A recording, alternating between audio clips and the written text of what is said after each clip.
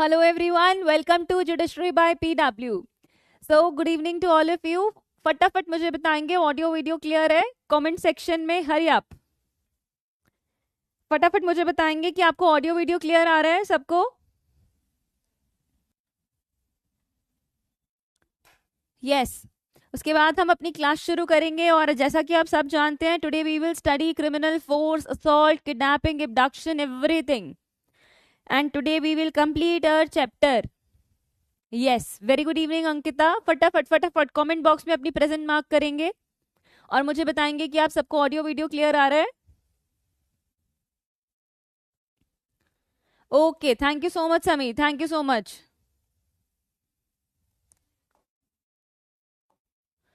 So as you all know that today we will study offenses affecting human body, criminal force, assault, kidnapping, abduction, slavery, forced labor. Very good evening Abhishek, very good evening Ayushi, very good evening Sameer. Hurry up, hurry up. Very good evening Ayushi. चलिए फटाफट फटाफट comment box में लिखिए और फिर हम शुरू करेंगे.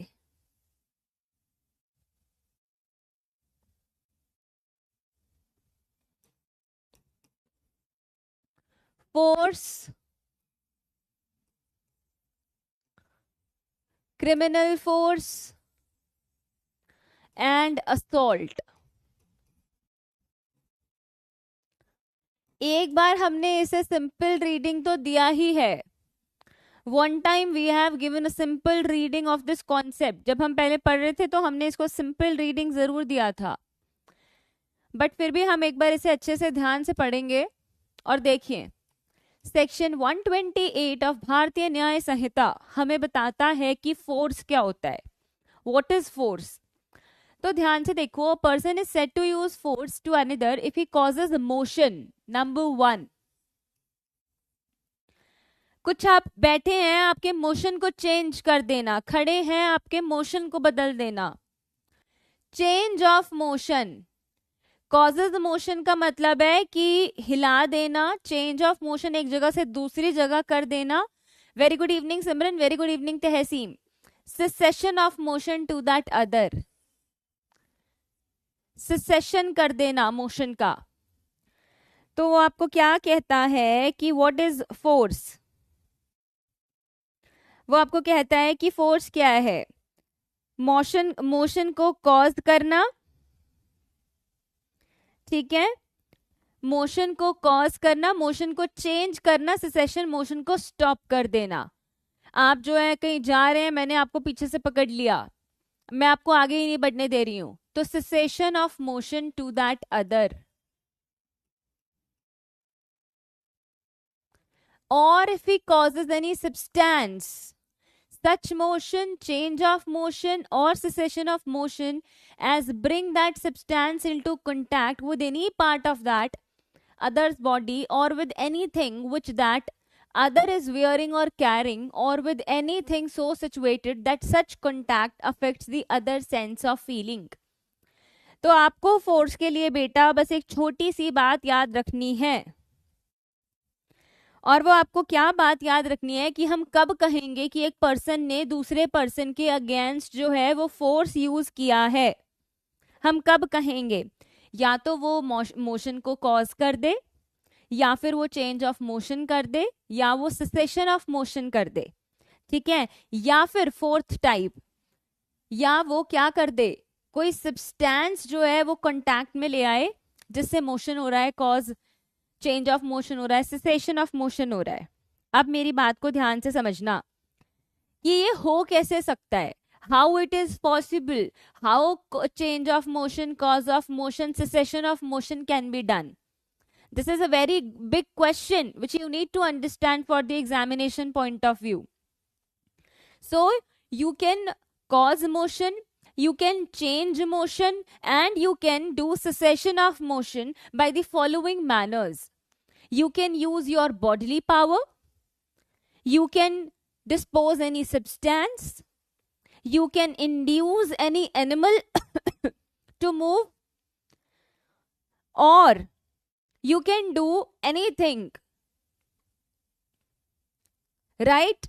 So now you need to understand that if if you put snake, सांप को देख के हर कोई डरेगा, change of motion, cause of motion, cessation of motion, कोई रुक भी जाएगा, सब्सटेंस डालने से भी हो जाएगा, बॉडीली पावर डालने से भी हो जाएगा. तो these are the modes of motion, modes कैसे जो है वो फोर्स यूज किया जा सकता है. तो ये लिख रहे हैं, provided that the person causing the motion और चेंज ऑफ मोशन और cessation of motion causes that motion, change of motion, cessation of motion in the following ways. तो बेटा ये हमें बताते हैं modes. By his own bodily power, by disposing any substances such manner that the motion or change or cessation of motion can take place, or by inducing any animal to move, change and cease to move. तो मैंने आपको उस दिन बताया था कि force अपने आप में कोई ऑफेंस नहीं है. जब वो क्रिमिनल फोर्स के साथ यूज किया जाता है तो वो ऑफेंस है, तो वो ऑफेंस है. तो अब आप मुझे जो है कमेंट बॉक्स में बताओ कि आपको 128 क्लियर है. गुड इवनिंग अरुणिमा, मुझे जो है आप कमेंट बॉक्स में बताओ कि आपको 128 सेक्शन क्लियर है.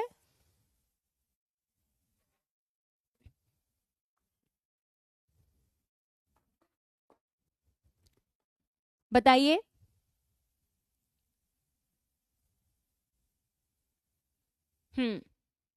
तो उसके बाद फिर हम आएंगे क्रिमिनल फोर्स पे. Then we will come to criminal force. Very good, very good. Okay, clear clear clear. अच्छा, मैं आपसे एक चीज पूछना भूल गई कि अभी तक आपको सब कुछ क्लियर है? कोई डाउट है किसी कॉन्सेप्ट में? अगर आपको कोई डाउट है किसी कॉन्सेप्ट में तो आप मुझे कमेंट बॉक्स में बता सकते हैं. जब भी हमारी ऑफलाइन क्लास जब शुरू होगी तो हम उधर डील कर लेंगे. अगर कोई आपको दिक्कत आती है तो आप मुझको बता सकते हैं. चलिए, अब हम आते हैं क्रिमिनल फोर्स पे. सेक्शन 129 बेटा बात करता है क्रिमिनल फोर्स की, कि क्रिमिनल फोर्स क्या होता है. प्रीलिम्स में क्वेश्चन आ सकता है. What is criminal force? Wordings पे ध्यान दीजिए. Intentionally use force to any person. Intentionally को बहुत ध्यान में रखो. इंटेंशनली आप जो है किसी को जो है वो क्या कॉज कर रहे हो? फोर्स कर रहे हो विदाउट दैट पर्सन्स कंसेंट. अपने आप में एक बेहद इंपॉर्टेंट पॉइंट है. आप इंटेंशनली किसी को फोर्स कॉज कर रहे हो और उसकी कंसेंट के बिना कर रहे हो. आप साइकिल पे आगे जा रहे हो, मैंने आपकी साइकिल को पीछे से पकड़ लिया. आप नहीं चाहते हो कि मैम आप मेरी साइकिल को पकड़ो, फिर भी मैंने आपको पकड़ लिया पीछे से, तो मैंने आपके जो है सेसेशन ऑफ मोशन कर दिया है. आप आगे जाना चाहते हैं, मैंने आपको रोक लिया है, सेसेशन ऑफ मोशन हो गया है. तो अब जो है इसमें आपकी कंसेंट नहीं है और मैं इंटेंशनली ऐसा कर रही हूं, मैं आपको परेशान करना चाहती हूं. ठीक है.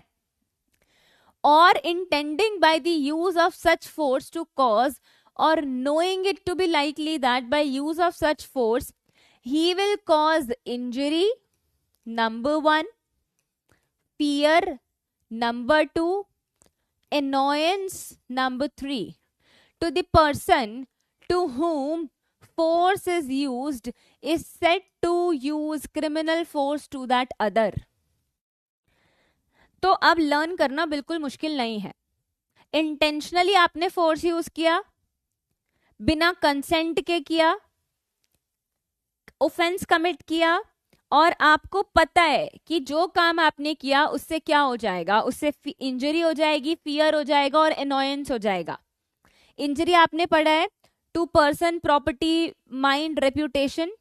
ठीक है.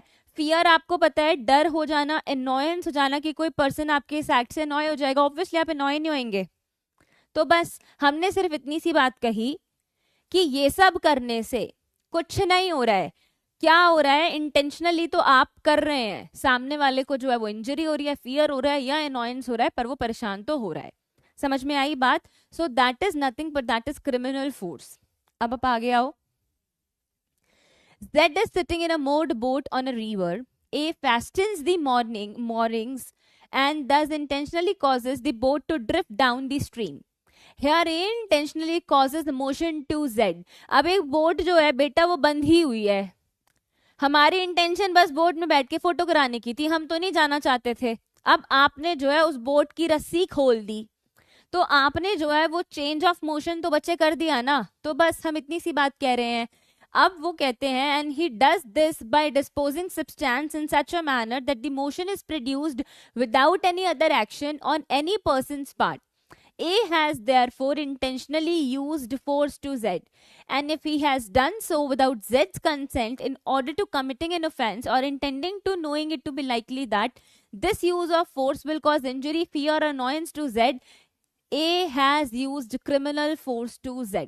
तो हम कह सकते हैं कि A ने criminal force किया है Z के अगेंस्ट. सिंपल सी बात है. आगे आ जाओ. कहता है Z is riding in a chariot. A lashes Z horses and thereby causes them to quicken their pace. अब उसने जो है वो उनको ऐसे डंडे से मारा होगा, वो भागने लगे. Here A has caused the change of motion to Z by inducing the animals to change their motion. अब ऐसे करोगे तो आपने देखा है ना कि वो भागने लगते हैं, दौड़ने लगते हैं. तो बस A has therefore used force to Z and if A has done this without Z's consent. अगर बेटा Z ने कंसेंट नहीं दिया है तो आपने फोर्स किया है और वो फोर्स क्रिमिनल उसी टाइम हो जाएगा जब आपकी इंटेंशन है उसको तंग करने की. समझ में आ गई बात आपको? ठीक है. तो बस यहां पर उसने क्या किया है, A has used criminal force to Z.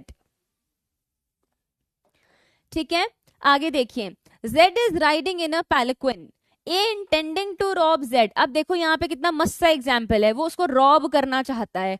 ठीक है. अब उसने जो है सीज कर लिया है पोल को और स्टॉप कर दिया है पैलिक्विन को. उसने जो है कहीं ना कहीं सेसेशन ऑफ मोशन कर दिया है. वो अच्छा भला जा रहा था, उसको रोक लिया. समझे ना? अच्छा भला जा रहा था, उसको रोक लिया, तो सेसेशन ऑफ मोशन कर दिया ना. अब अगर वो उसने अपनी बॉडीली पावर यूज किया है, अब अगर उसने फोर्स यूज किया और उसकी अगर मान लो क्या है इंटेंशन है उसको फोर्स कॉज करने की, तो कहीं ना कहीं बेटा उसने जो है वो क्या कर दिया है, क्रिमिनल फोर्स कर दिया है. कहीं ना कहीं उसने क्रिमिनल फोर्स कर दिया है. देखो अब A intentionally pushes against Z in the street. A has by its own bodily power moved his own power so as to bring it into contact with Z. He has therefore intentionally used. देखो अपने ये example बड़े simple से हैं. मुझे नहीं लगता कि मुझे आपको इन एग्जाम्पल्स को बहुत ज्यादा डिटेल में कराने की जरूरत है. A throws stone intending or knowing it to be likely that the stone will be thus brought into contact with Z. Intentionally stone फेंक रहा है, उसको लग रहा है कि क्या कहते हैं स्टोन उसके कांटेक्ट में आ जाए.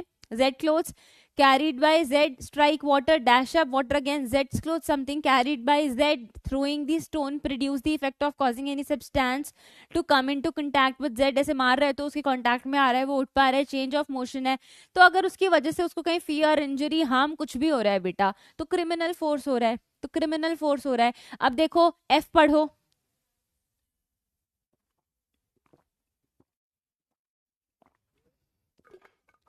F पढ़िए. A intentionally puts up a women's veil. उसका जो है कह सकते हैं दुपट्टा या जो वो घूंघट करती हैं उठा रहे हैं. Here A intentionally uses force to her and if he does so without her consent, intending or knowing it to be likely that he may thereby injure, frighten or annoy her, he has used criminal force to her.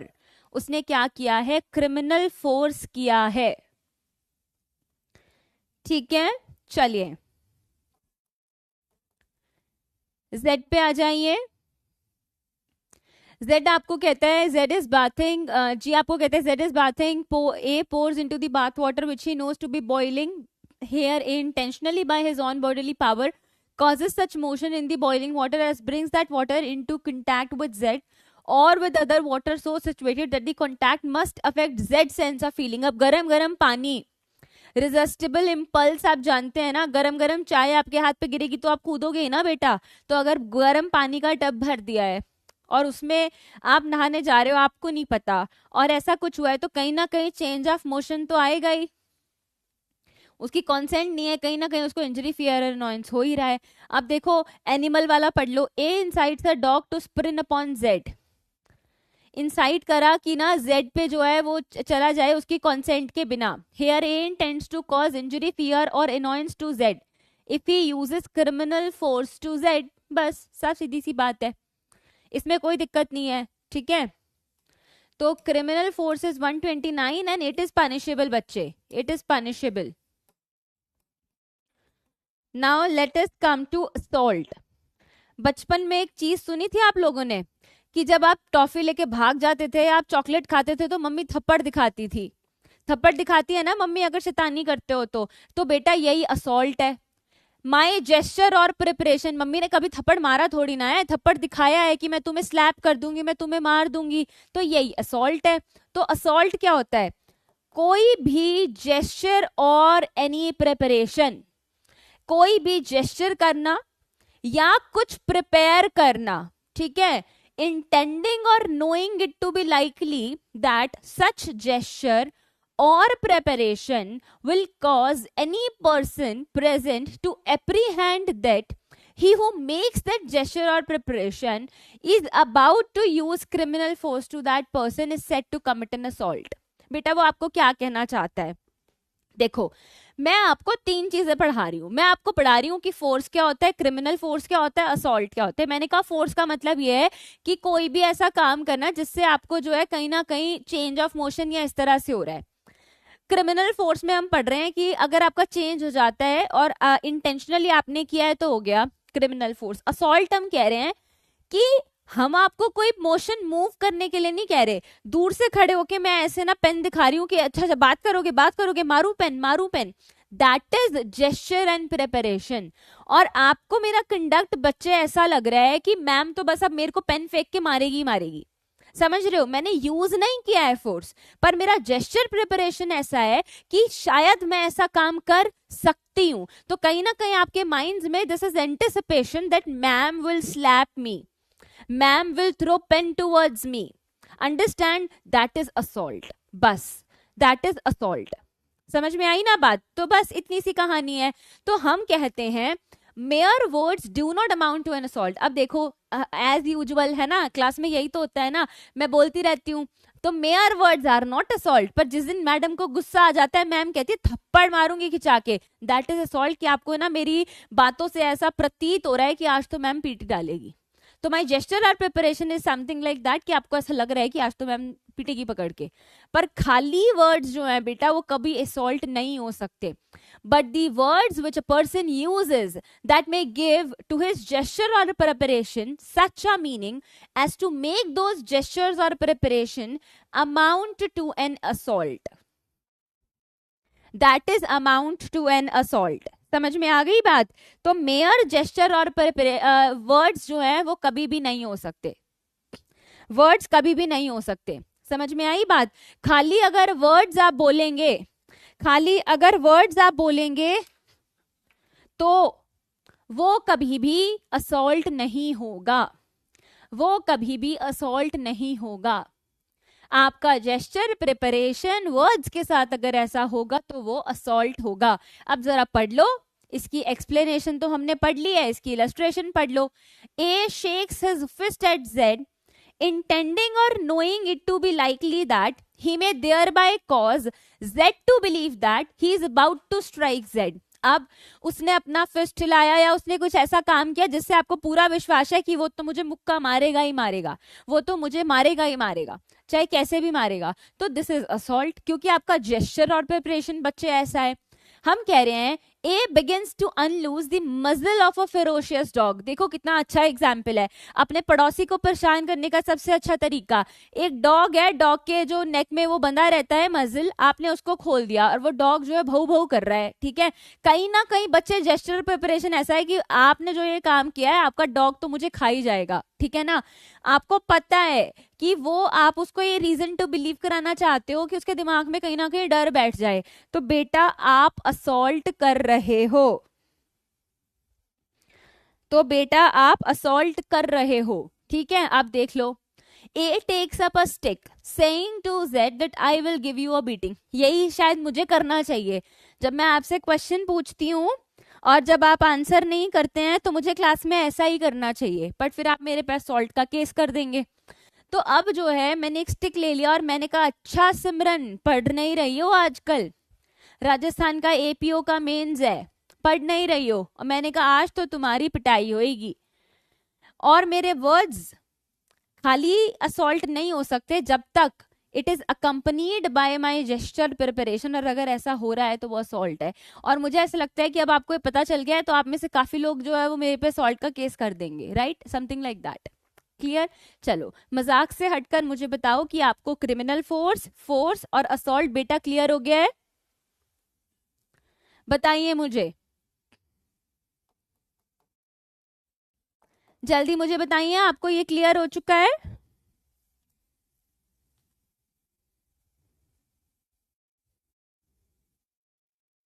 Hurry up hurry up hurry up.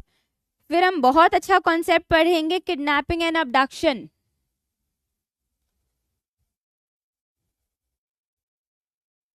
बताइए।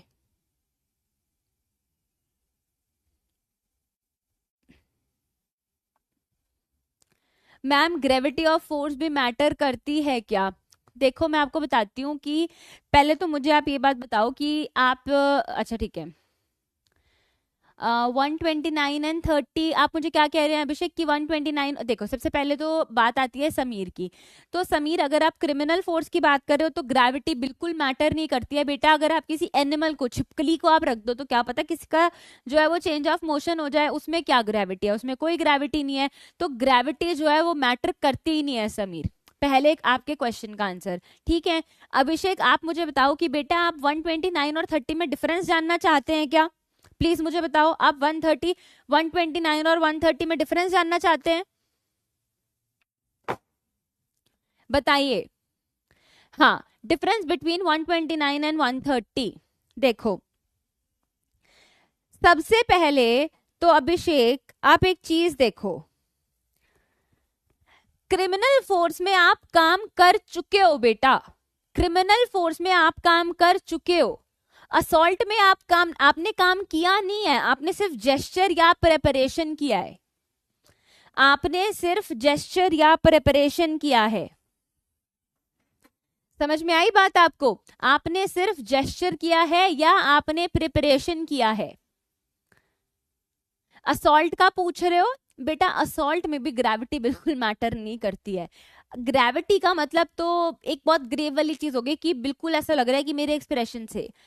तो आप ये समझो कि अगर क्या ऐसा भी हो सकता है ना कि कोई बच्चा जो कि ओवर पेम्पर्ड हो, और मैं उसको कह रही हूँ जैसे आपकी क्लास में कुछ बच्चे जो है ना, अब हंसेंगे कुछ बच्चे, अब कुछ बच्चे हंसेंगे तो कहेंगे कि मैम देखो आप ऑनलाइन में भी हमको जो है ऐसे बोल रही हो। आपकी क्लास में कुछ बच्चे जो हैं बेटा वो बड़े सेंसिटिव हैं, अगर मैं उनको ऐसे थोड़ा सा भी डांट देती हूँ तो उनको लगता है कि मैम ने मेरे को डांट दिया है। ठीक है, तो ग्रेविटी डज नॉट मैटर। आपका जेस्चर प्रिपरेशन इस तरीके का होना चाहिए कि सामने वाले इस बात में बिलीव कर ले कि भाई आप तो मारने वाले हो, क्या पता मेरा ग्रेविटी ना हो, मैंने कहा थप्पड़ मारूंगी मैं और उसको लग जाए कि मैम का तो जेस्चर प्रिपरेशन ऐसा है कि मैम मेरे को थप्पड़ मार देगी। समझ में आई बात? तो अभिषेक आपको बेटा क्लियर हो गया? अभिषेक आपको बेटा क्लियर हो गया? अभिषेक आपको क्लियर है? ठीक है, उसमें सिर्फ जेस्चर प्रिपरेशन है, वहां पर जो है स्टोरी थोड़ी डिफरेंट है।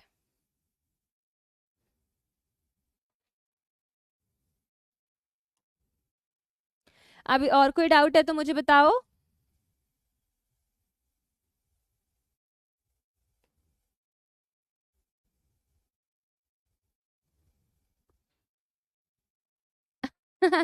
अभिषेक ये आपके लिए बिल्कुल नहीं था, देखो आपके लिए बिल्कुल नहीं था। Why are you crying?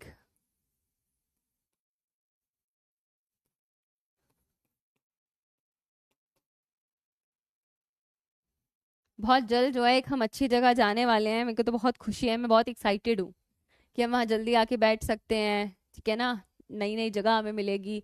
तो मैं बहुत एक्साइटेड हूँ, मुझे नहीं पता आप लोग एक्साइटेड हैं या नहीं है, बट मैं बहुत एक्साइटेड हूँ। I get one place to sit properly, कोई मुझे डिस्टर्ब करने वाला नहीं होगा।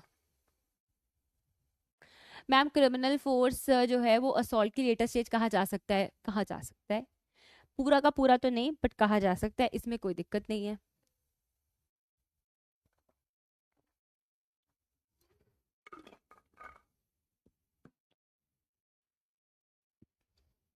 पार्टी अभिषेक देगा, वैसे अभिषेक तो हमेशा ही पार्टी देता है, हम ही लोग नहीं उसको कुछ खिला पिला पाते हैं, अभिषेक तो हमेशा ही पार्टी देता है।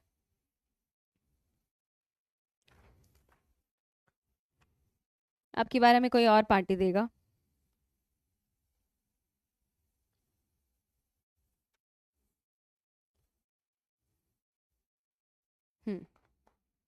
चलिए, अब जो है ना, आप जो है इधर आ जाओ। 131,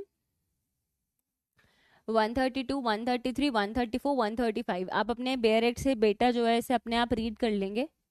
आप अपने बेयरक्ट से इसे जो है चुपचाप रीड कर लेंगे। मैं आपको बता देती हूँ ये क्या कहते हैं। असॉल्ट और क्रिमिनल फोर्स के केस में otherwise than on grave provocation, वो बात कर रहे हैं otherwise than on grave provocation.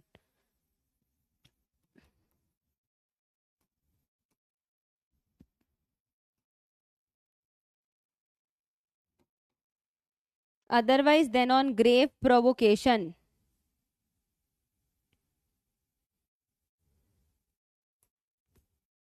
देख लीजिए, punishment for assault otherwise than on grave provocation. तो क्या पनिशमेंट है? Which may extend to 3 months and fine 1,000 rupees.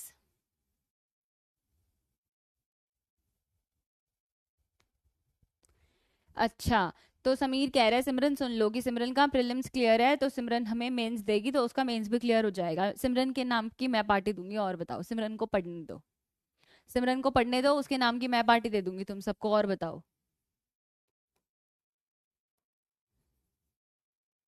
3 months and fine that is 1,000 rupees. चलिए, आइए, और कुछ नहीं पढ़ना, आगे आ जाओ। असॉल्ट और criminal force to deter public servant from discharge of his duty. Assault करो, क्रिमिनल फोर्स करो कि पब्लिक सर्वेंट अपनी ड्यूटी से जो है वो डिस्चार्ज हो जाए, तो पनिशमेंट मिलेगी, क्या कहते हैं, कितनी? 2 years फाइन और बोथ। 2 years फाइन और बोथ। असॉल्ट और criminal force with intent to dishonour person otherwise than on grave provocation. Otherwise के केस में बिना अदरवाइज और जब आपने खुद ही जो है वो क्रिमिनल फोर्स और असॉल्ट किया है, किसी ने आपको ग्रेव एंड सडन प्रोवोकेशन नहीं दिया है, 2 years फाइन और बोथ। 2 years फाइन और बोथ। असॉल्ट और criminal force in attempt to commit theft of property carried by a person. Assault किया, क्रिमिनल फोर्स किया है, कब? जब आप क्या करना चाहते हैं, attempt to commit theft of property carried by a person. तो अब आप देख लो इसकी पनिशमेंट क्या है। हालांकि ये सेक्शन जो है पेपर में नहीं आता है, आपको सिर्फ जो है सिंपल पढ़ना है। ये सेक्शन जो है वो पेपर में नहीं आता है, तो बस आप सिंपल इसको रीड कर लेना, और इसमें बेटा कुछ नहीं है।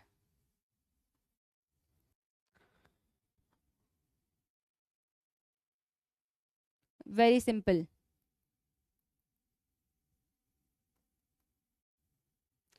अब आप आ जाओ किडनैपिंग पे, और इसको प्लीज सब बहुत ध्यान से पढ़िएगा। किडनैपिंग एंड अबडक्शन, इसको सब लोग बहुत ध्यान से पढ़िएगा, बहुत इंपॉर्टेंट है ये।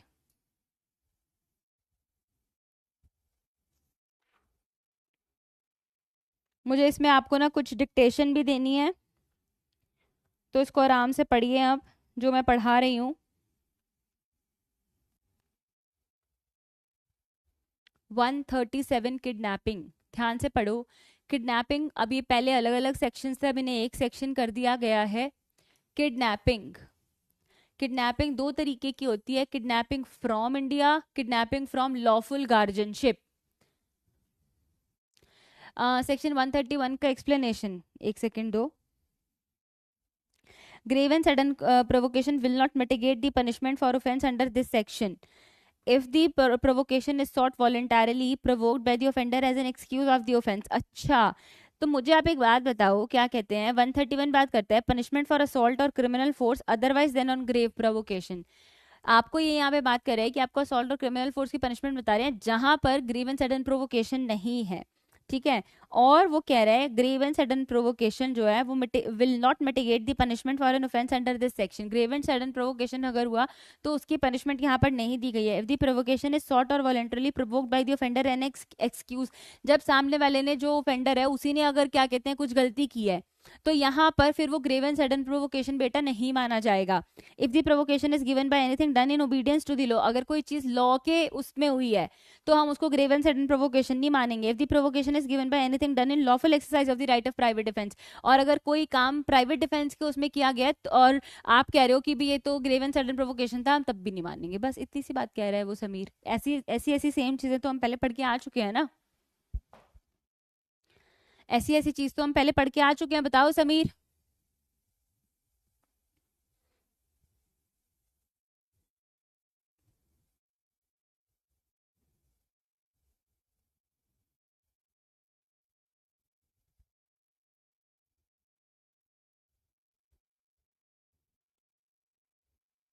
बताइए।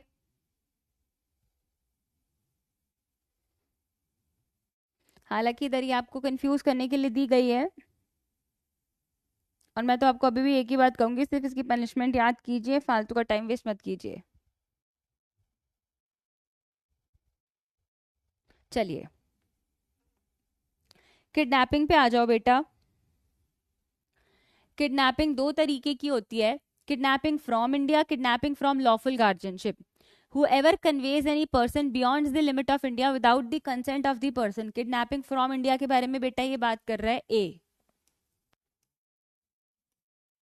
And B is kidnapping from lawful guardianship.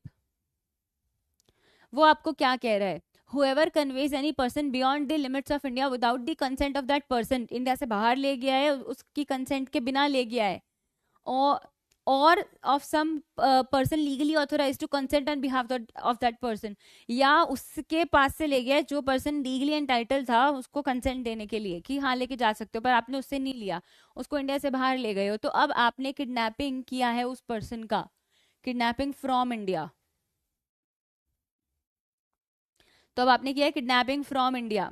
अब देखो, whoever takes or entices any child any person of unsound mind, किसी भी चाइल्ड को, अब यहाँ पे इन्होंने चाइल्ड कर दिया है, किसी पर्सन को जो कि अनसाउंड माइंड का है, out of the keeping of the lawful guardian, out of the keeping of the lawful guardian, lawful guardian की कीपिंग से बाहर ले गया है, without the consent of such guardian, उस गार्जियन की कंसेंट के बिना, ठीक है। तो हम मान लेंगे कि उस पर्सन को, उस चाइल्ड को, उस अनसाउंड बच्चे को, पर्सन को आपने जो है वो किडनैप कर लिया, क्योंकि आपको लॉफुल गार्जियन की कंसेंट लेनी थी और आपने तो ली ही नहीं ना। तो या तो आपने किडनैपिंग किया फ्रॉम इंडिया, बिना किसी कंसेंट के ले गए हो, जो लीगली एंटाइटल था कंसेंट देने के लिए उससे भी नहीं लिया, दूसरी बात, या फिर आपने जो है कंसेंट जो है उसके गार्जियन से लेनी चाहिए थी, चाइल्ड है कोई अनसाउंड पर्सन और आपने नहीं लिया और ले गए, तो हमने कह दिया कि आपने किडनैपिंग कर लिया फ्रॉम लॉफुल गार्जियन। अब देखो, the words lawful guardian in this case include any person, what, any person lawfully entrusted with the care and custody of child or other person। तो lawful guardian वही होता है जिसको care and custody दी जाती है। अब देखो, तो वो अब आपको क्या कह रहा है, this clause does not extend to the act of any person who in good faith. अब इसको देख लो, अगर कोई गुड फेथ में बिलीव करता है अपने आप को कि वो फादर है इलेजिटिमेट चाइल्ड का, और वो गुड फेथ में बिलीव करता है कि उसके पास लॉफुल कस्टडी है उस बच्चे की, ठीक है, अगर उसने वो एक्ट इमोरल या अनलॉफुल पर्पस के लिए नहीं किया है तो वो किडनैपिंग के लिए लाइबल नहीं होगा। पर अगर उसको है कि अरे मैं तो इलेजिटिमेट फादर हूँ, या किसी इमोरल एक्ट के लिए, अनलॉफुल पर्पस के लिए वो उसको लेके जा रहे हैं, तब वो लाइबल है। तो बेसिकली बेटा आपको जो है वो क्या प्रूव करना पड़ेगा कि अगर आप किसी बच्चे को लेके जा रहे हो, इलेजिटिमेट फादर, इलेजिटिमेट चाइल्ड है, तो आपको गुड फेथ प्रूव करना पड़ेगा, तो आपको गुड फेथ प्रूफ करना पड़ेगा। अब मैं ना आपको दो चीज बताना चाहती हूँ, मैं आपको दो चीज क्या बताना चाहती हूँ, कि आपने बेटा एक बात तो पढ़ ली कि कन्वे किया इंडिया से बाहर, और आपने उसके लीगल पर्सन से जो है वो कंसेंट नहीं ली, तो कन्वे तो मतलब भेजना, ट्रांसपोर्ट करना, समथिंग लाइक दैट, ठीक है। पर अब आपके सामने दो वर्ड हैं, टेक्स और एंटाइसेस। बेटा आपके सामने दो वर्ड हैं, और वो दो वर्ड हैं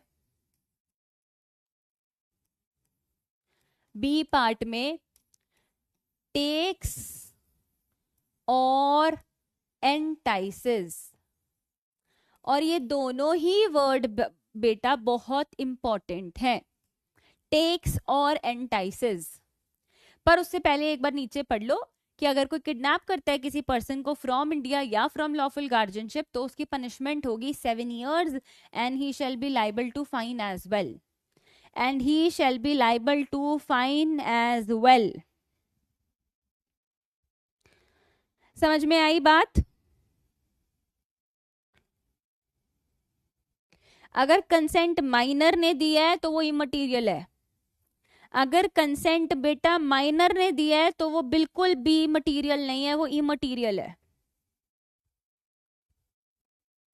अब आप सबसे पहले चाहें तो अपनी कॉपी में टेक्स का मतलब लिख सकते हैं, जो कि इंटरव्यू में आपसे पूछा जाता है। टेक्स का मतलब होता है taking along with one self. कोई जो है वो बच्चे को जो है, किसी अनसाउंड पर्सन को जो है वो अपने साथ लेके जा रहा है, या किसी एजेंट के थ्रू लेके जा रहा है। समझ लेना मेरी बात को, taking along with oneself,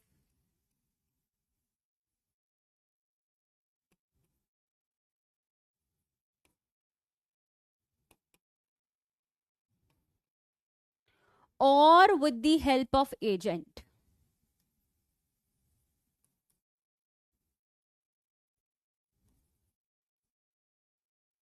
or with the help of agent.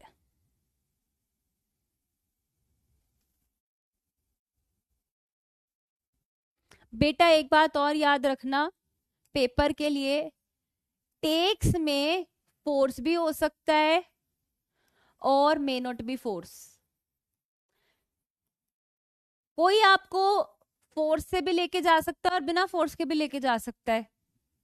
बच्चा है साथ चल पड़ा, फोर्स नहीं यूज किया उसने, तो जरूरी नहीं है कि फोर्स हो। क्योंकि ये क्वेश्चन बच्चे अक्सर मुझसे पूछते हैं कि मैम फोर्स होता है टेकिंग में, तो बेटा हो भी सकता है, नहीं भी हो सकता। तो एक बात अपनी कॉपी में लिख लो, that force is not essential for taking.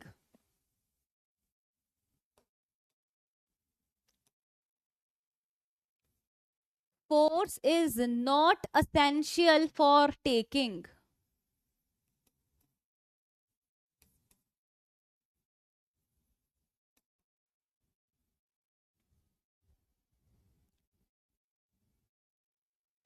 अब एक बात को समझना, मुद्दा टेक का था ही नहीं बेटा, मुद्दा टेक का था ही नहीं, मुद्दा था एंटाइस का। एंटाइस का मतलब क्या होता है? एंटाइस का मतलब होता है to lure a child, lure a child, बहलाना, फुसलाना, उसको अपनी तरफ अट्रैक्ट करना। आओ हम तुम्हें चॉकलेट देंगे, हम तुम्हें किंडर जॉय देंगे, ठीक है? कि आप चाइल्ड को परज्यूएड कर रहे हो कि वो आपके साथ चल पड़े। तभी तो आजकल माँ बाप अपने बच्चे को सिखाते हैं ना, कोई तुम्हें चॉकलेट दे तो तुम मना कर देना।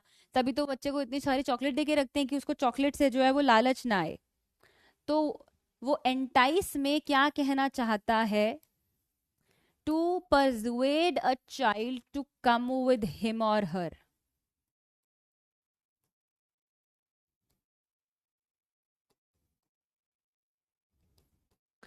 कि मैं आपको कैंडी दिलाऊंगा, मैं आपको घुमा कर लाऊंगा। समझ में आई बात आपको? तो सारा मुद्दा एंटाइस का है। It's all about entice and not taking. Clear हुई बात? तो अब सबसे पहले लिखिए,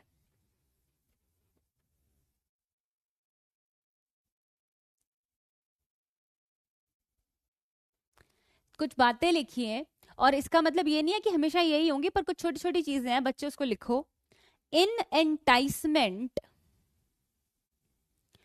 इन एंटाइसमेंट, देखो अच्छा 6 बज जाए, मेरे को ये टॉपिक खत्म करना है आज, मुझे जो है ना ये चैप्टर खत्म करना है, तो फटाफट लिखो। In enticement the child itself,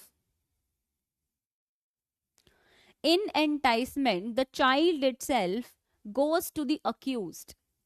In enticement the child itself goes to the accused.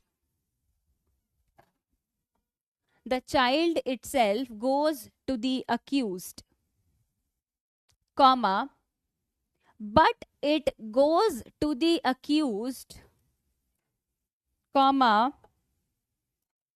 but it goes to the accused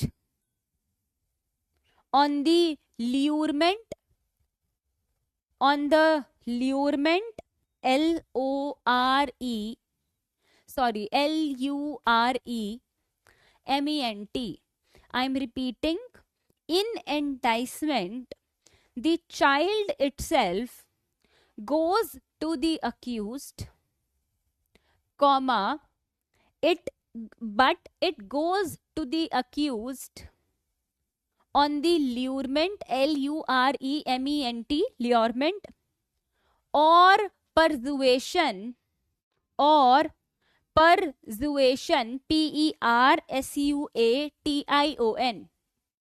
or persuasion of the accused.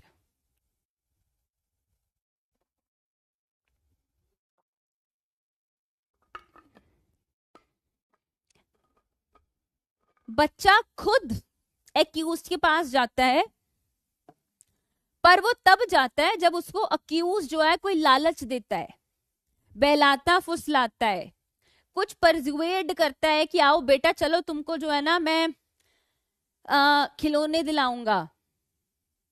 तो आप लिखिए enticement is simply the words, enticement is simply the words, enticement is simply the words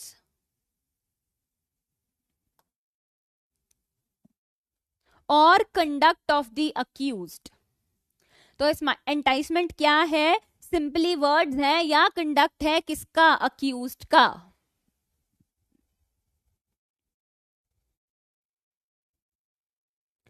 and please write down that enticement does not require mens rea. Yes, enticement does not require intention. तो intention के bracket में लिख लेना mens rea. Enticement does not require intention, bracket में लिख लो mens rea, और fraud to be proved, और fraud to be proved. Enticement में आपकी गलत इंटेंशन है या आपने फ्रॉड किया है, ये प्रूव करना बिल्कुल जरूरी नहीं है। अगर प्रोसिक्यूशन सिर्फ इतना प्रूव कर दे कि भाई सामने वाले ऑफेंडर का कंडक्ट या शब्दावली ऐसी थी, वर्ड्स या कंडक्ट ऐसे थे कि जिससे बच्चा जो है वो परस्यूएड हो गया, ल्योरमेंट हो गया, तो उतना काफी है। देख रहे हो कितना मतलब कितना बारीक चीज है ये। तभी मैंने आपको कहा कि टेक्स और एंटाइसिस बहुत बड़ा रोल प्ले करता है। कन्वे करना बच्चे मुश्किल नहीं है, इंडिया से बाहर लेके जाना, कन्वे कर देना, पर बात सारी रुक जाती है टेक्स पे और एंटाइस पे। तो टेक्स भी हमें समझ में आता है कि कोई आपको अपने साथ ले गया, but now what is this एंटाइसिस? Understand? So please write down enticement simply requires,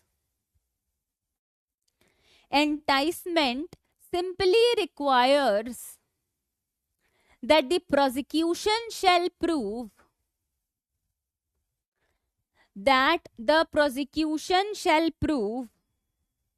such conduct or words. I am repeating, enticement simply requires that the prosecution shall prove such conduct or words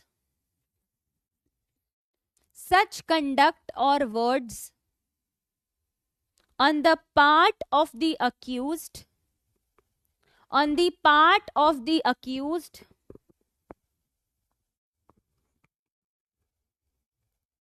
by which the child got persuaded,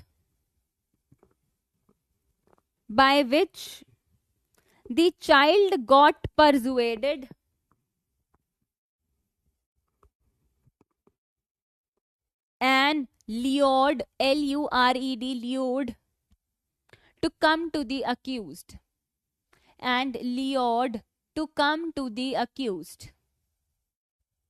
So please understand, I am repeating again, अगर किसी का कुछ रह गया है तो enticement does not expressly require intention or fraud to be proved.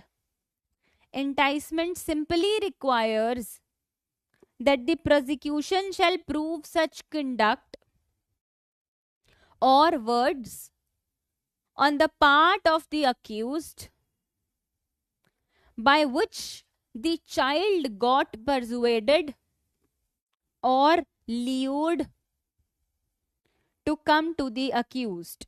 To come to the accused.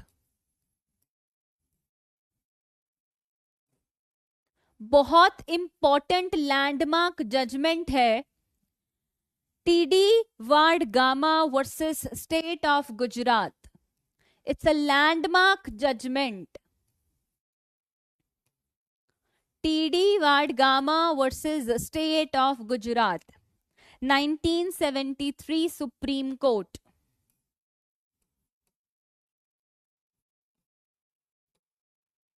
TD Vadgama versus State of Gujarat, 1973 Supreme court.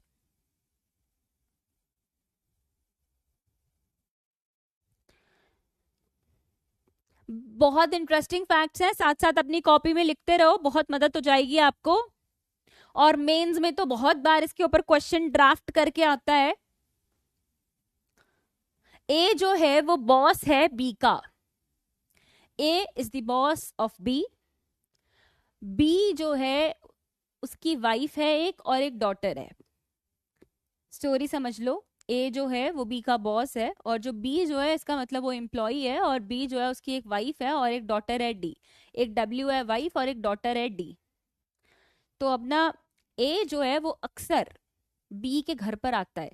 अब boy boss है, बॉस को मना नहीं कर सकते, तो ए अक्सर बी के घर पर आता है और कुछ कुछ कुछ कुछ गिफ्ट्स लेकर आता है डी के लिए. डी जो डॉटर है बी की उसके लिए. स्टोरी को समझ लो.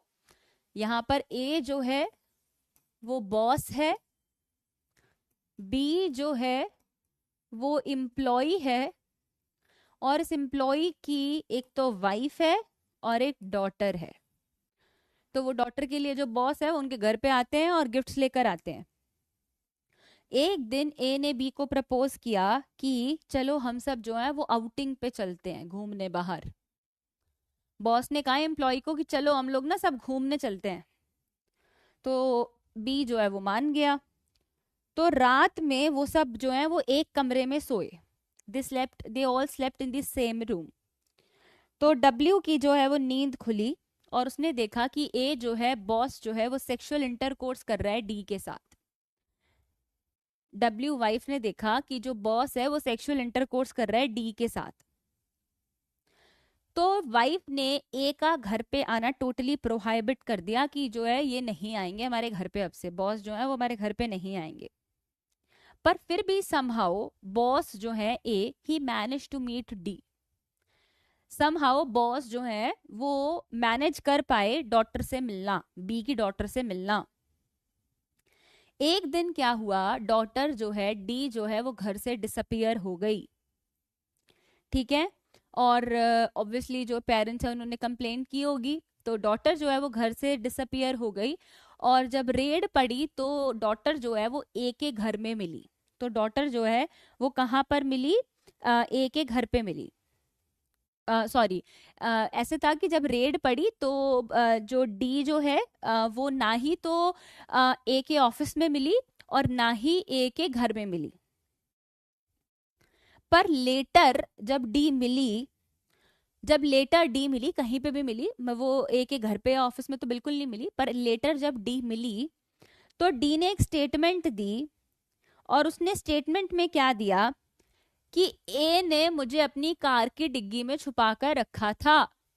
ए हिड मी इन दी डिग्गी of his car and D also admitted that कि जब उसकी कार गैरेज में गई तो उसने गैरेज में भी डी के साथ सेक्सुअल इंटरकोर्स किया. स्टोरी बड़ी सिंपल है. स्टोरी में कुछ नहीं है. ए जो है वो बी का बॉस है, बी की एक वाइफ है, एक डॉटर है. फ्रीक्वेंटली वो विजिट करता था क्योंकि ए की जो है वो इंटेंशन अच्छी नहीं थी.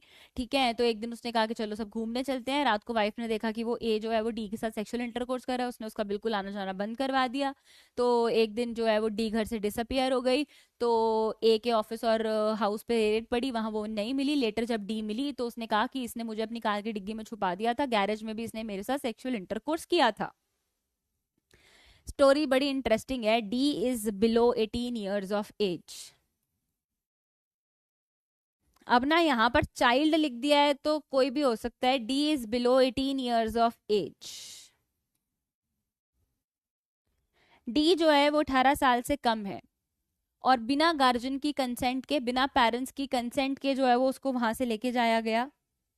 तो जो उसको जो है she kept out of the keeping of the lawful guardianship. अब सबसे पहला क्वेश्चन आता है कि she was prohibited from meeting A and A was also prohibited from meeting D. तो अगर वो अपने आप गई, for example if she herself has gone, वो अपने आप चली गई, उसको कोई लेके नहीं गया, टेक नहीं हुआ, पर वो अपने आप चली गई, क्या it amounts to enticing? If she goes herself, उसको ए बॉस जो है वो आकर लेकर नहीं गया, पर वो अपने आप चली गई. तो my question is whether it amounts to enticing. Very important question in this case. क्या हम ये मान लेंगे if she herself goes, whether it amounts to enticing?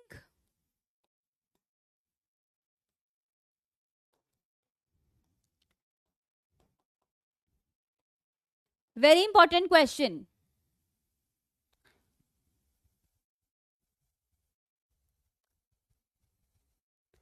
And sexual intercourse with the minor without the consent and keeping her out of the lawful guardians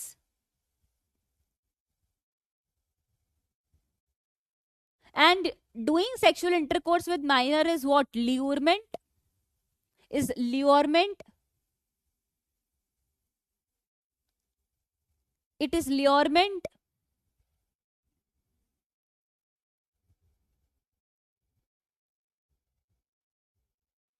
तो आप एक छोटा सा पैराग्राफ इस केस में लिख लीजिए. बिल्कुल बिल्कुल बिल्कुल. Very good Simran, very good Afzal, very good.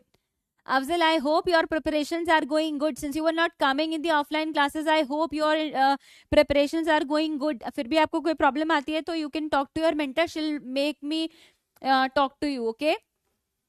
कोई प्रॉब्लम आती है. Very good. तो write one paragraph on this case. Please write one paragraph on this case. The fact that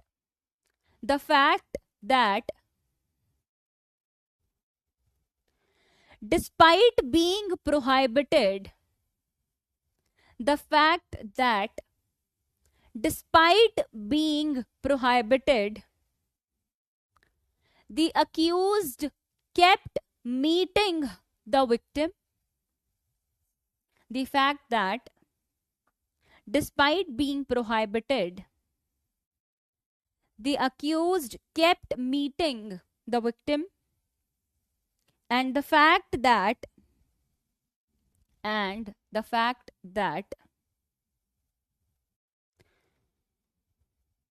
he was involved in the sexual activities with the victim, and the fact that he was involved in the sexual activities with the victim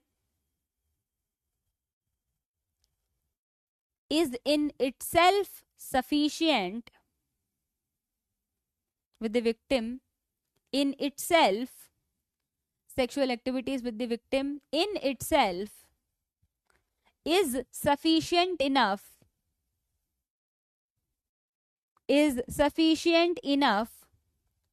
for luring the victim, is sufficient enough for luring the victim,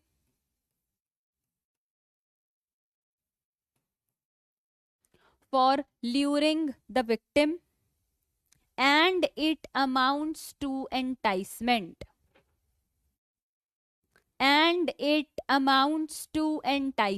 तो इस case में हम मान लेंगे कि मना करने के बाद भी वो बच्ची से मिला, उसने उसके साथ सेक्सुअल एक्टिविटीज करी, तो यहां पर वो किडनैपिंग के लिए लाइबल है. लास्ट लाइन में रिपीट कर देती हूं. The fact that he was involved in the sexual activities with the victim in itself is sufficient enough for luring the victim, and it amounts to enticement. और हम मान लेंगे कि ये एंटाइस किया गया है. It amounts to enticement. I hope this case law is clear. Now I will deal with the another landmark judgment of kidnapping, and that is S. Vardarajan versus State of Madras. Again, a very important and very landmark judgment. S. Vardarajan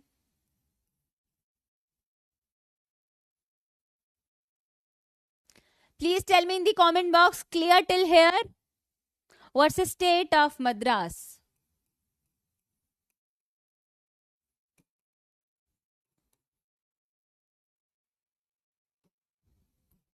S. Vardarajan versus State of Madras, 1965 Supreme Court.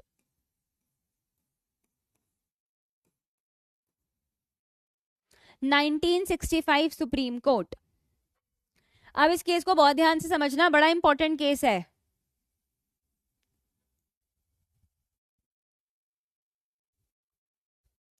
बहुत important case है, इसको ध्यान से समझो.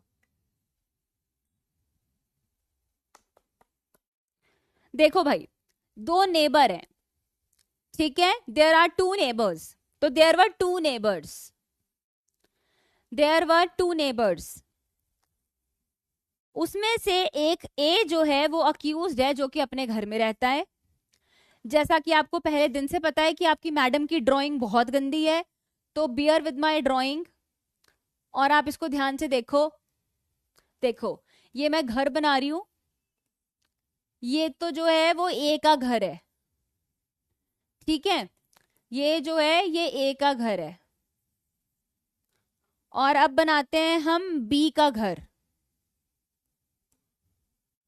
और ये जो है ये बी का घर है.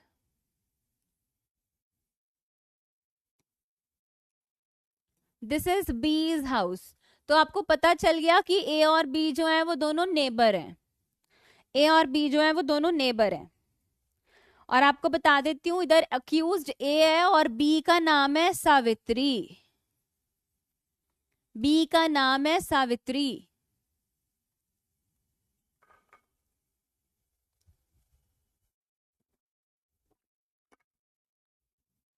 राइट. बात को समझिए.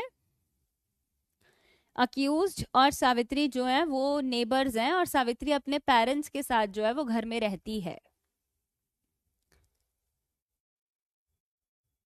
तो जो सावित्री की सिस्टर है, अक्सर वो जो है ए से बात करती हुई नजर आती है. Not sister of Savitri.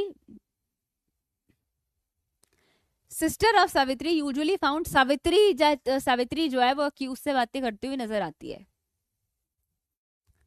तो नजर में क्या आता है कि जो सावित्री की सिस्टर है वो नोट करती है कि सावित्री अक्सर अक्यूज के साथ बातें करती हुई नजर आती है.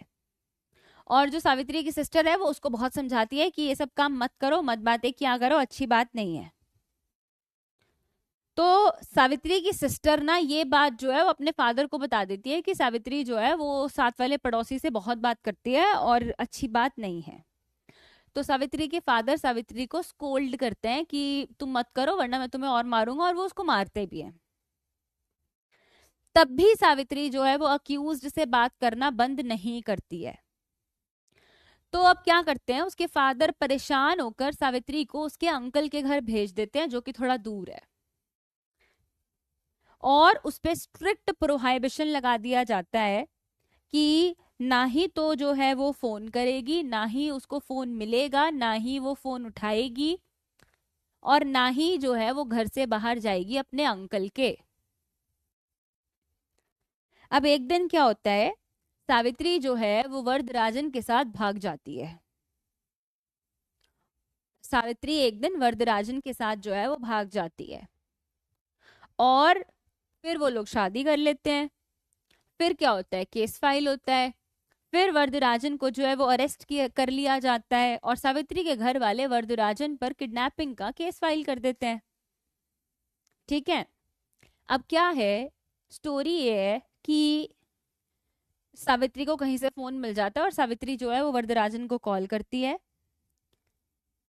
क्या वो बात करती है ये प्रूव नहीं हो पाया था। ऐसा कोई एविडेंस नहीं मिला कि वरदराजन सावित्री को कॉल करता हो, पर ऐसा जरूर एविडेंस मिला कि सावित्री वरदराजन को कॉल करती है। सावित्री अपने आप घर से जो है वो मार्केट जाती है और वरदराजन जो है वहां पर उसका गाड़ी में वेट कर रहा होता है।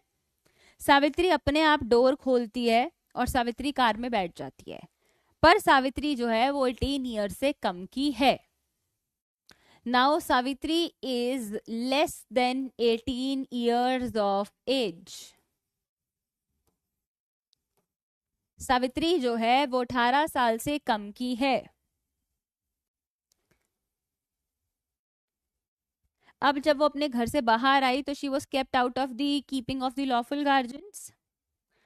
तो अब जब वो उसको मार्केट लेकर गया तो क्या हम उसे टेकिंग कहेंगे? मेरा पहला क्वेश्चन है, आप मुझे कमेंट बॉक्स में बताओ। वो घर से मार्केट गई और वहां पे वो उसका इंतजार कर रहा था और वो उसकी कार में बैठ गई, क्या इसे हम टेकिंग कहेंगे? Can we call it taking? Please मुझे बताओ।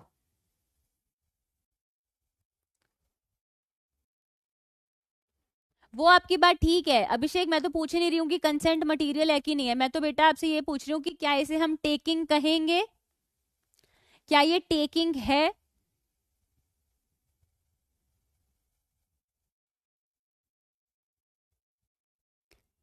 हमने कहा किडनैपिंग में टेकिंग तब होगा जब आप उसको उसके लॉफुल गार्जियन के कीपिंग से लेकर जाते हो, टेक करते हो। यहां पर क्या वरदराजन ने सावित्री को टेक किया है उसके लॉफुल गार्जियन से? कहाँ यस हुआ है भाई, कहाँ यस हुआ है? Abhishek is no. Very good, very good, very good. Ankita wrong, Ayushi wrong, Sameer wrong.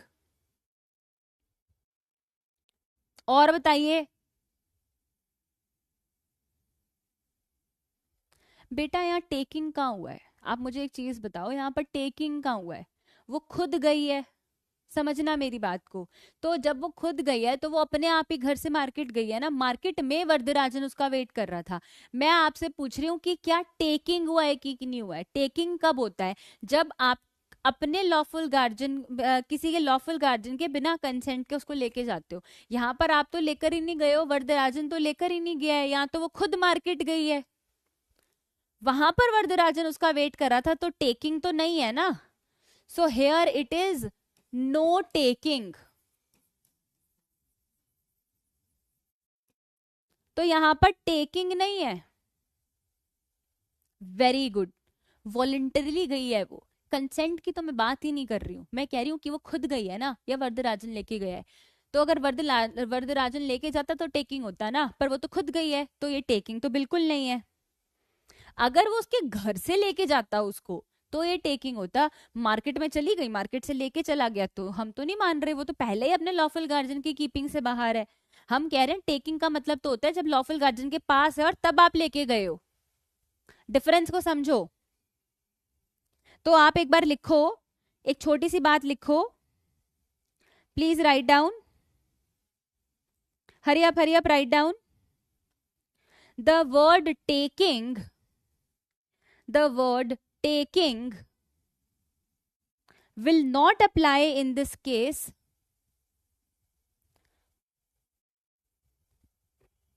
हाँ बिल्कुल Afzal, the word taking will not apply in this case as the accused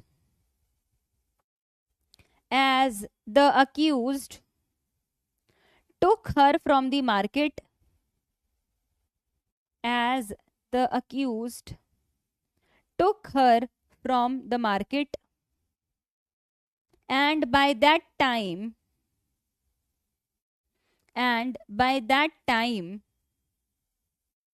she had already gone out, and by that time she had already gone out of the keeping of her lawful guardians, keeping of her lawful guardians.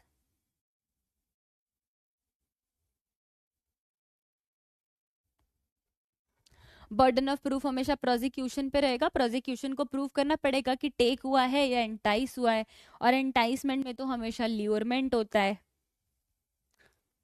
और आपको prove करना है कि enticement हुआ है कि नहीं हुआ है।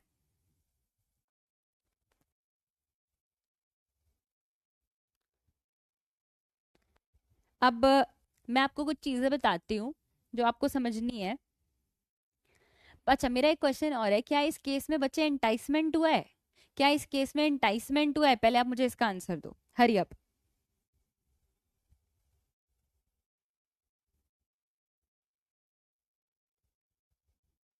क्या इस केस में ल्यूरमेंट हुआ है?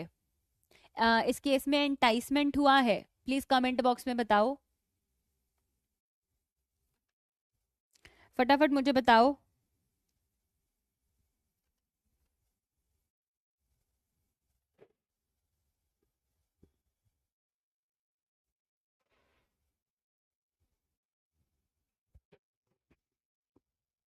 बिल्कुल।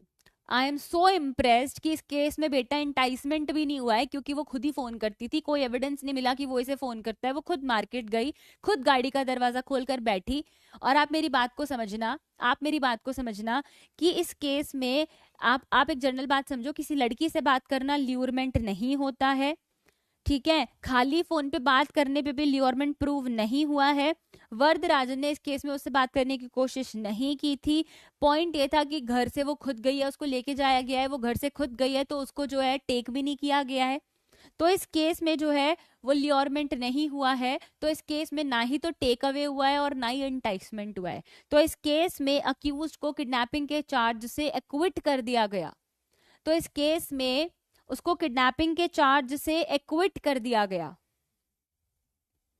क्योंकि ना ही तो एंटाइसमेंट का और ना ही टेकिंग का कोई एविडेंस मिला है। So here in this case the person is not liable for kidnapping. Here the person is not liable for kidnapping.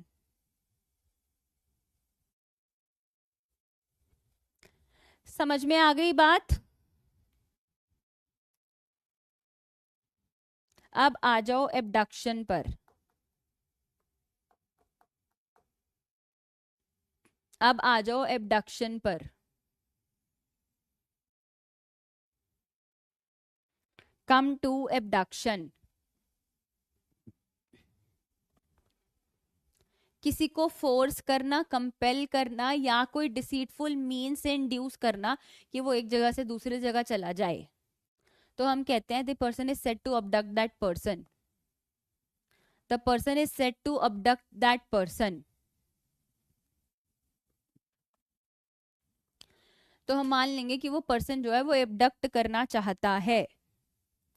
कोई आपको फोर्स कर रहा है, कोई आपको कंपेल कर रहा है, कोई आप डिसीटफुल मीन्स यूज कर रहा है, कि कोई आपको कह रहा है कि इधर से उधर चले जाओ, और यहाँ पर कोई एज नहीं दी है, ये किसी भी पर्सन का हो सकता है। वहां तो बेटा चाइल्ड लिखा है, तो चाइल्ड जो है वो ऑब्वियसली 18 साल से कम के ही होते हैं। चाइल्ड जो है वो 18 साल से कम के ही होते हैं, तो यहाँ पर ऐसा कुछ नहीं लिखा है। तो एबडक्शन किसी भी एज के पर्सन का हो सकता है, और चाहे तो दोनों चार्ज भी लग सकते हैं, किडनैपिंग का भी, एबडक्शन का भी, क्योंकि ये लोग म्यूचुअली एक्सक्लूसिव नहीं है। जैसे कल्पेबल होमिसाइड और कॉजिंग डेथ बाय नेग्लिजेंस तो म्यूचुअली एक्सक्लूसिव थे ना, दोनों चार्ज एक साथ कभी नहीं लग सकते थे, तो ये दोनों चार्ज एक साथ लग सकते हैं, क्योंकि एबडक्शन को हम कहते हैं, abduction is nothing but auxiliary act. Abduction क्या है बेटा? एबडक्शन है auxiliary act. Abduction is nothing, abduction is auxiliary act.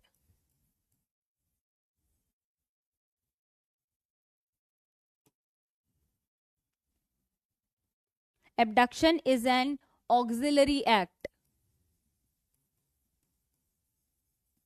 अगर आपको ऑक्सिलरी का मतलब नहीं पता है, तो ऑक्सिलरी का मतलब होता है सहायक act.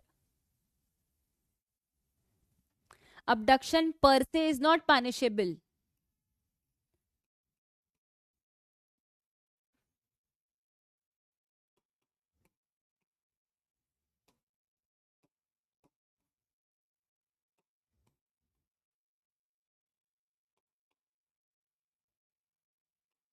Abduction per se is not punishable because we can say abduction is a continuing offense. साथ में लग के punishable हो सकता है. Abduction is a continuing offense.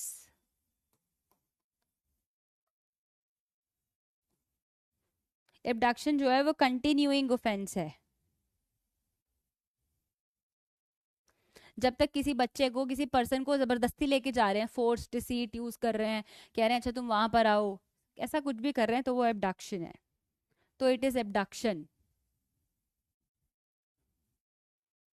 समझ में आई बात? This is abduction. किडनैपिंग की पनिशमेंट आपको वहां मिल गई है, आपने देख भी लिया होगा. किडनैपिंग की पनिशमेंट आपने वहां पढ़ ली थी. अब आप इसे देख लो, किडनैपिंग कर रहे हैं या maiming a child for the purpose of begging. आप किसी बच्चे को किडनैप कर रहे हो या फिर मेमिंग कर रहे हो चाइल्ड की for the purpose of begging, begging के लिए. सेक्शन नंबर याद कर लो बस, पूरा हमें नहीं पढ़ना है. आप चाहो तो अपने लिए पढ़ सकते हो, बट बाकी हम सिलेबस में इसको नहीं पढ़ाते हैं. 140 पे आ जाओ. किडनैपिंग और अबडक्टिंग इन ऑर्डर टू मर्डर और रैंसम. ये कभी कभी प्रीलिम्स में हरियाणा में तो अक्सर पूछ लिया जाता है, हरियाणा राजस्थान में तो, कि किडनैपिंग जो है वो आप कर रहे हो या अबडक्शन आप कर रहे हो मर्डर या रैंसम के लिए. मर्डर या रैंसम के लिए. आगे आ जाओ. इंपोर्टेशन कर रहे हो किसी भी गर्ल या बॉय का फ्रॉम फॉरेन कंट्री, सिंपल आपको पढ़ना है. रॉन्गफुली कंसील कर रहे हो या फिर keeping in confinement abducted person को कर रहे हो. बस एक सिंपल रीडिंग लेनी है बेटा, मेरे को इसमें कुछ नहीं कराना आपको. Simple reading. थोड़ा बहुत जो हमारे मतलब का है वो है ट्रैफिकिंग. इसको मेंस और प्री के लिए थोड़ा सा देख लो, पर वो मर्डर और रैंसम वाला भी देख लेना. 143 is trafficking of person. Difference between 137 and 138, कितना बड़ा डिफरेंस है. क्या कहते हैं अभिषेक, इससे बड़ा डिफरेंस मैं आपको और क्या बताऊं. किडनैपिंग जो है वो लॉफुल गार्जियन के थ्रू भी के पास से भी हो सकता है और फ्रॉम इंडिया भी हो सकता है. एब्डक्शन कभी भी हो सकता है, किसी भी चीज का हो सकता है. उसमें चाइल्ड लिखा है, अनसाउंड पर्सन लिखा है, पर नॉर्मल आदमी की बात नहीं कर रहा. किडनैपिंग में 18 साल से प्लस की बात नहीं कर रहा. अबडक्शन किसी भी इंसान का हो सकता है. सबसे बड़ा डिफरेंस तो यही है. किडनैपिंग में टेक हो रहा है, कन्वे हो रहा है, एंटाइस हो रहा है. एबडक्शन में ऐसा कुछ नहीं हो रहा है. एबडक्शन एक सिंपल सी चीज है, जब कोई आपको फोर्स कर रहा है, कोई आपको कंपेल कर रहा है, कोई आपको इंड्यूस कर रहा है. समझ में आई बात? एबडक्शन, किडनैपिंग अपने आप में एक ऑफेंस है. एबडक्शन पर से is not an offence. Abduction साथ मिलके ऑफेंस है.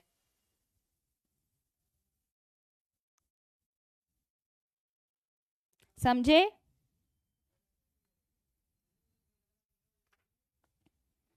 आपकी मर्डर करने की इंटेंशन है और आपने किसी को कहा एक बार उधर आना, मेरे को तेरे को पैसे देने हैं, जहां पर वो पर्सन आना नहीं चाहता, पर फिर भी आपने कुछ इंड्यूस करके डिसीटफुल मीन से उसको वहां बुला लिया, तो मर्डर के साथ एबडक्शन की पनिशमेंट, अबडक्शन के लिए लाइबल हो जाओगे. ठीक है अभिषेक, कोई डाउट? पर आपको ऐसे क्वेश्चंस आएंगे नहीं अभिषेक, ठीक है. चलिए, लॉ स्कूल में बेशक ही थोड़ा बहुत पूछ लें, पर जुडिशरी में ऐसा कभी नहीं पूछेंगे. जुडिशरी में ऐसा कुछ नहीं आता. ट्रैफिकिंग का मतलब होता है whoever for the purpose of exploitation. Exploitation के पर्पस से आप रिक्रूट कर रहे हो, ट्रांसपोर्ट कर रहे हो, हार्बर कर रहे हो, ट्रांसफर्स कर रहे हो, रिसीव कर रहे हो किसी पर्सन को या पर्सन्स को थ्रेट से, फोर्स से, एबडक्शन से, फ्रॉड से, अब्यूज ऑफ पावर से या इंड्यूसमेंट से. ठीक है. हाँ, कोई दिक्कत हो तो मुझे बता देना अभिषेक, ऐसी कोई प्रॉब्लम नहीं है. अगर आपको कुछ ऐसा चाहिए तो आप मेरे को बता देना, कोई ऐसा प्रॉब्लम नहीं है. नहीं तो जब आप ऑफलाइन में आओगे तब कोई डाउट हो तो आप मुझे तब बता देना, ऐसी बिल्कुल कोई समस्या नहीं है. Will clear that. तो आपको कुछ तरीके दिए हैं कि आप एक्सप्लॉयटेशन करते हो 6 तरीकों से. ये आपको वे दिए हैं. रिक्रूट कर रहे हो, ट्रांसपोर्ट कर रहे हो, हार्बर कर रहे हो, ट्रांसफर कर रहे हो, रिसीव कर रहे हो, ऐसा कुछ भी कर रहे हो, और उन पर्सन्स को आप कैसे कर रहे हो, थ्रेट से, फोर्स से, अबडक्शन से, फ्रॉड से, अब्यूज ऑफ पावर से, इंड्यूसमेंट से, अगर आप ऐसे कुछ भी कर रहे हो तो हम ट्रैफिकिंग मान लेंगे, हम मान लेंगे कि आप ट्रैफिकिंग कर रहे हैं। और एक्सप्लॉयटेशन कैसी भी हो सकती है, फिजिकल एक्सप्लॉयटेशन, सेक्सुअल, कोई आपसे स्लेवरी करवा रहा है, servitude, beggary, force removal of organs, organs निकलवाना, आपको इसलिए ट्रैफिकिंग की गई है, तो ऐसा कुछ भी, it will all fall under trafficking.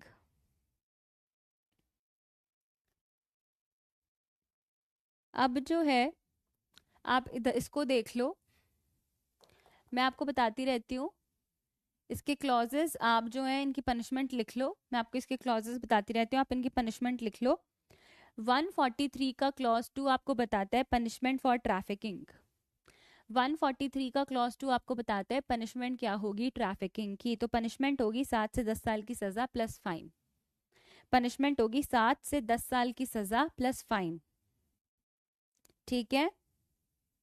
अगर आप ट्रैफिकिंग करते हो एक से ज्यादा इंसान की, तो 143 का क्लॉज 3 बात करता है, 143 का क्लॉज 3 बात करता है trafficking of more than one person. तो आपको मिलेगी, पहले वाले में भी रिगरस इम्प्रिजनमेंट है 7 से 10 साल प्लस फाइन, अभी भी रिगरस इम्प्रिजनमेंट है 10 years up to life imprisonment plus fine, अगर आप ट्रैफिकिंग करते हो एक से ज्यादा पर्सन की।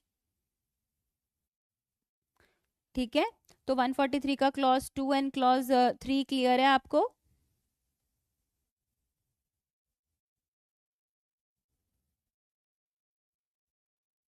ट्रैफिकिंग ऑफ चाइल्ड क्लियर है। ठीक है, अब आ जाओ 143 का क्लॉज 4। 143 का क्लॉज 4 जो कि बात करते हैं ट्रैफिकिंग ऑफ अ चाइल्ड, जब आप चाइल्ड की ट्रैफिकिंग करते हो तो आपको पनिशमेंट मिलेगी रिगरस इम्प्रिजनमेंट 10 years से life imprisonment plus fine, 10 years से लाइफ इम्प्रिजनमेंट प्लस फाइन। 143 का क्लॉज 5 बात कर रहा है जब आप ट्रैफिकिंग कर रहे हो एक से ज्यादा बच्चे की, मोर देन वन चाइल्ड। तो अगर आप मोर देन वन चाइल्ड की कर रहे हो तो आपको रिगरस इम्प्रिजनमेंट मिलेगी 14 years की up to life imprisonment plus fine, rigorous imprisonment up to 14 years, life imprisonment plus fine. फिर आपसे जो है 143 का क्लॉज 6 बात करता है जब आप ट्रैफिकिंग कर रहे हो of child of more than on one occasion, एक से ज्यादा ओकेजन पे आप ट्रैफिकिंग कर रहे हो, तो आपको लाइफ इम्प्रिजनमेंट मिल सकती है of your reminder life plus fine. मैं बिल्कुल आपको वही बता रही हूँ जो यहाँ पे लिखा है, और कुछ नहीं मैं आपको बता रही हूँ। 143 का क्लॉज 7 कहता है जब पब्लिक सर्वेंट या पुलिस ऑफिसर जो है वो इन्वॉल्व है ट्रैफिकिंग में, जब पब्लिक सर्वेंट या पुलिस ऑफिसर इन्वॉल्व्ड हैं ट्रैफिकिंग में, तो बस मैंने आपको शॉर्ट में इसका बता दिया है, जब वो लोग इन्वॉल्व्ड हैं तो पनिशमेंट हो जाएगी life imprisonment natural life plus fine.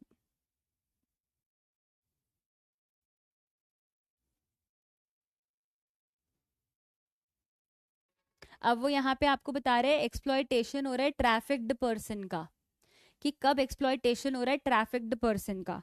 ठीक है बेटा, तो इसका जो है पहले वाला बता रहा है जब एक्सप्लॉयटेशन हो रहा है चाइल्ड का, knowingly having reason to believe that a child has been trafficked, और उसका जो है सेक्सुअल एक्सप्लॉयटेशन किया जा रहा है, तो 144 का क्लॉज ए बताता है जब चाइल्ड का एक्सप्लॉयटेशन किया जा रहा है तो आपकी सजा है रिगरस इम्प्रिजनमेंट 5 से 10 years plus fine, rigorous imprisonment 5 से 10 years प्लस फाइन। और फिर वो आपको बता रहे हैं कि कब एक्सप्लॉयटेशन हो रहा है पर्सन का, चाइल्ड से अलग किसी 18 साल से ज्यादा पर्सन का, तो उसका पनिशमेंट है रिगरस इम्प्रिजनमेंट 3 से 7 साल प्लस फाइन, 3 से 7 साल प्लस फाइन। अब आ जाओ हैबिचुअल डीलिंग इन स्लेव्स। देखो, whoever habitually imports exports removes buys sells traffics और डील्स इन स्लेव्स, गुलामी करवाना। कोई गुलाम एक्सपोर्ट करता है, इंपोर्ट करता है, ठीक है ना, बाय करता है, सेल करता है, ट्रैफिक करता है, ऐसा कुछ भी करता है, तो पनिशमेंट है लाइफ इम्प्रिजनमेंट या 10 years या फाइन।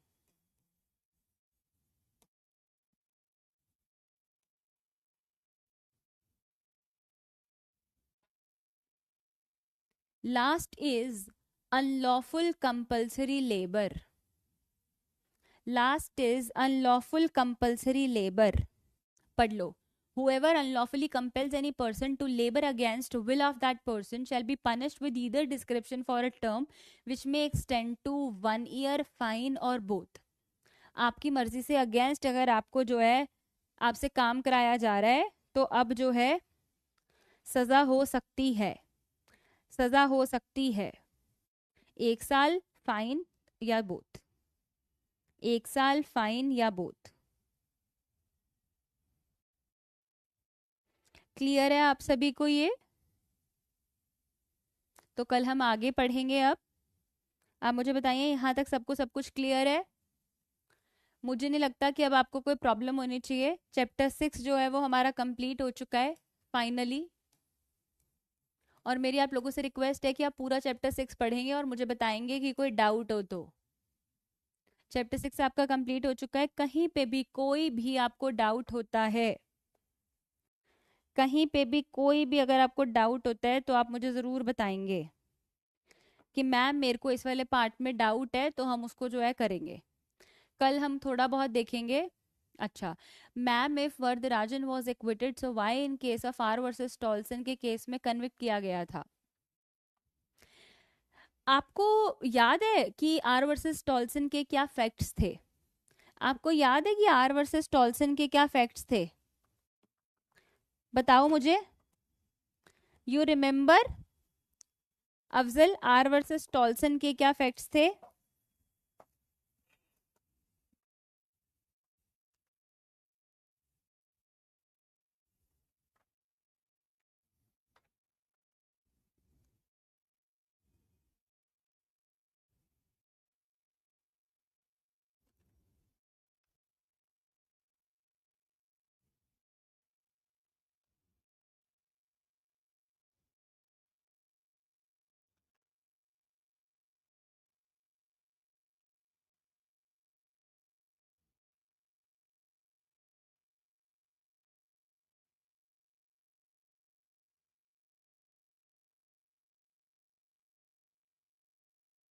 बताइए।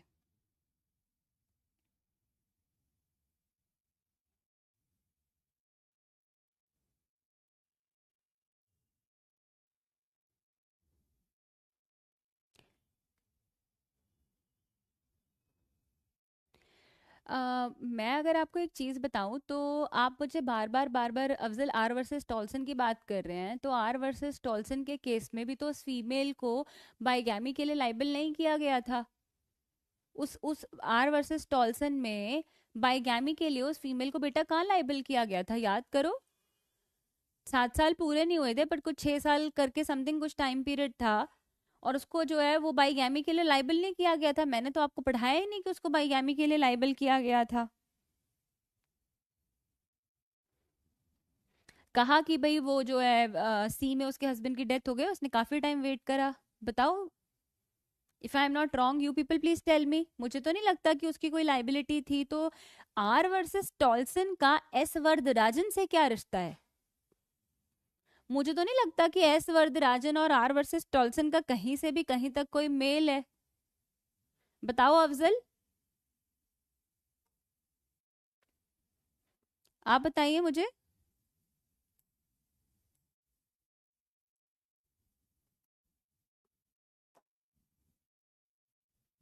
यहाँ तक सबको सब कुछ क्लियर है? किसी को कोई डाउट है तो प्लीज मुझे बताइए। If there is any doubt तो please tell me. Hurry up.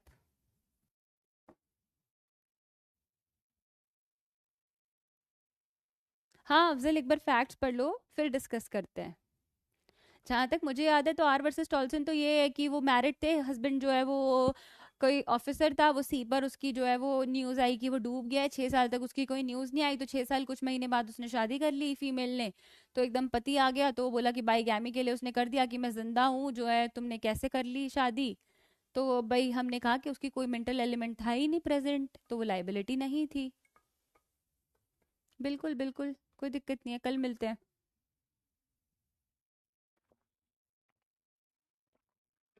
Tomorrow we will meet. चलिए टेक केयर, कल मिलेंगे।